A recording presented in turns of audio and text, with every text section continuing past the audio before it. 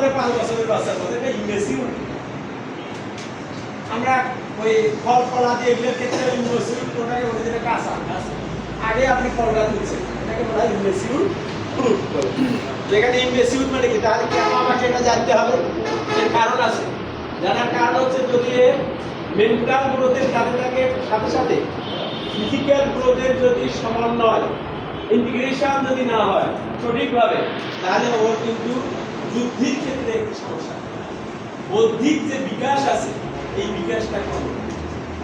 ঠিক আছে? আবার দেখবেন এখানে সমস্যাও আছে কিছু। আবার দেখবেন আমরা অনেক সময় নেই, দেখা গেল 10 বছর বয়স পড়াতে ভর্তি করেছে, বেশি বয়স লাগবে, এটার সমস্যা আছে। ক্লাসে সমস্যা, ক্লাসে কিন্তু ওর যে ফিজিক্যাল যে পরিবর্তন হয়েছে, জৈবিক বায়োলজিক্যাল যে চেঞ্জ হয়েছে, এটা কিন্তু অনেক ছেলে ভাই, কারণ সে এমন পাকা কথা বললো ছেলেরা বুঝে, অথবা তাকে মিসগাইডেড করবে। এই জন্য আসলে এই ছেলেকেও নেওয়া ঠিক। তাহলে একটা ক্লাসের আমরা বলি না যে ক্লাসের এই কথাটা আমাদের মাদ্রাসাগুলোতে ব্যাপক সমস্যার প্রভাব আছে। যেমন আমাদের অনেক কম মাদ্রাসা আছে, ব্যবসায় যে এইটা উঠতে নাই উঠতে হয়, এরা 2 বছর নাই করতে আড্ডা নিয়ে নেয়। এই যে ওকে বলতে চাচ্ছিলাম, ঘটনাটা এই জন্য এই বাচ্চাকে যদি পড়া আপনার মাথায় থাকতে হবে, এটা বিষয়টাতে এই জন্য আলোচনা করা। ট্রেনিং মানে কি? আপনি একটা ক্লাসকে সুষ্ঠুভাবে পরিচালনা করার জন্য ক্লাসের পরিবেশ আপনাকে আগে লক্ষ্য করতে হবে। আমরা সবসময় যদি বলি ক্লাসের এনভায়রনমেন্ট, ক্লাসের এনভায়রনমেন্ট যদি আপনার সঠিক না থাকে, আপনি পড়াতে পারবেন। দেখা গেল আপনার স্কুলের মধ্যে সমস্যা নেই, আপনার মাদ্রাসায় আরো খুবই এফিএদের সাথে লক্ষ্য করতে হবে। কারণ মাদ্রাসায় একটা যদি এরকম ওখানে ঘটে, তাহলে আর মানুষ ছাত্র দেবে না। আর হুজুরের দোষ এমনি বেশি।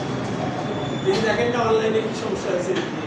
আর এই হুজুরদের আসলে এরা কি এত অসচেতন কেন?